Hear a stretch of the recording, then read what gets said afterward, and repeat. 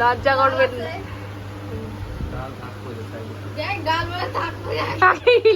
ইলিশটা ঢালতো।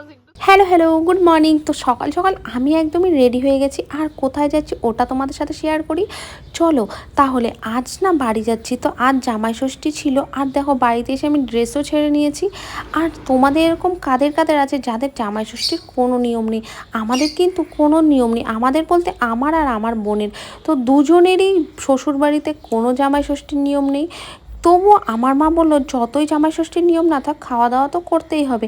তার জন্য আজকে এই দিনটাতে আসা। আর আর সকাল সকাল চলে এসেছি, এসেই রান্না করতে শুরু করেছি। আরে আরে শোনো, রান্না আমি কেন করছি এটাও তোমাদেরকে বলছি। আসলে আমার মা নিরামিষ খায়, তো ওনাকে রান্না করতে দেওয়াটা আমার মনে হয় না একদমই ঠিক হবে। ওর জন্য দু বোন মিলে একদমই রান্নার ভারটা নিয়ে নেওয়া হলো, আর দুজন মিলে একদম রান্না শুরু করে দিলাম। যদিও আমার মা অনেকটাই হেল্প করেছিল, সব কিছু কেটে দিয়েছিল। আর এগুলা সব ধোয়া ঠোয়া বনু করেছে, দুজন মিলেই করেছি। করে তারপরে আমরা শুরু করে দিলাম রান্না করা। আচ্ছা বলো তো, তোমাদেরও কি কারো এরকম নিয়ম আছে যে জামাই ষষ্ঠীর পুজো করা যাবে না, মানে ষষ্ঠী পুজো করা যাবে না? তাহলে কমেন্টে অবশ্যই একটা হাই লিখো। আর যেহেতু শ্বশুরবাড়ির থেকে বলেই দেওয়া হয়েছে ষষ্ঠী পুজো নেই, তো কেনই বা করব। তো কোনো পুজো টুজো করা হয়নি, জাস্ট খাওয়া দাওয়ারই প্রোগ্রাম রাখা হয়েছিল। দেখো এদিকে আমাদের কিন্তু রান্নাবান্না প্রায় শেষই হয়ে গেল। আর এত কিছু রান্নাবাড়ি করতে করতে নিজে রেডি হতেও পারিনি, আর একটু ভিডিও বানাতে পারিনি।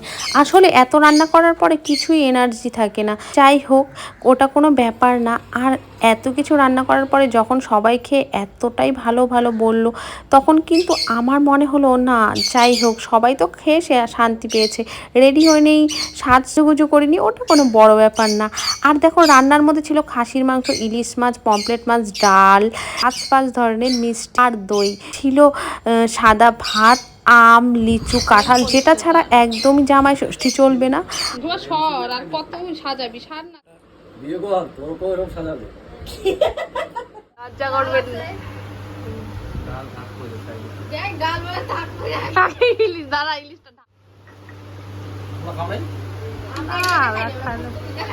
আমরা সকালে খাইছি, ওদের খাওয়া দিচ্ছে না। তো আমার বোনের বর আর আমার বর দুজনই দুপুরবেলা আসলো, তো ওদেরকে সুন্দর করে সাজিয়ে গুছিয়ে খেতে দেওয়া হলো, যেহেতু ওরা জামাই। আর তোমাদের ভিডিওটা কেমন লাগলো? ভালো লাগলে একটা লাইক অ্যান্ড সাবস্ক্রাইব করে দিও। আজকের মতো সবাইকে টাটা।